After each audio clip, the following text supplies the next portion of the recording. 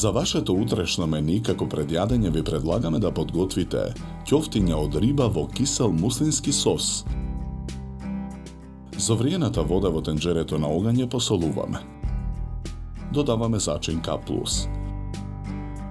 Во тенџерето ги ставаме филетите да се варат 15 минути. Со лажица решетка ги вадиме сварените филети од тенџерето. Ги ставаме во длабок сад. Во тенџерето во кое се вареа филетите ја додаваме коцката за супа. Потоа со алатка ги гмечиме чешнињата лук. Ги додаваме во садот со филети. Кршиме 2 јајца. Ги додаваме во садот.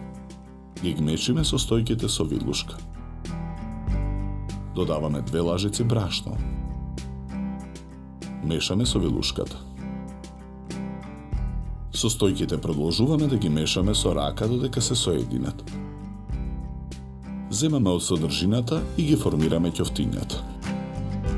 Потоа ги пржиме во тава на оган со поголема количина загреано масло. Испржените ќофтиња ги редиме на чинија.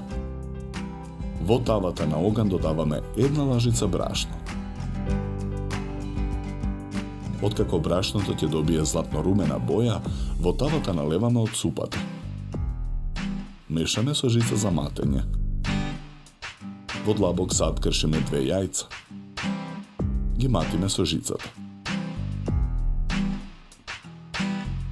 Во тавата на оган го додаваме лимонтусот.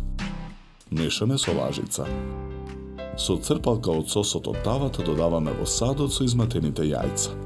Мешаме со жицата. Размешаните јајца ги додаваме во тавата на оган.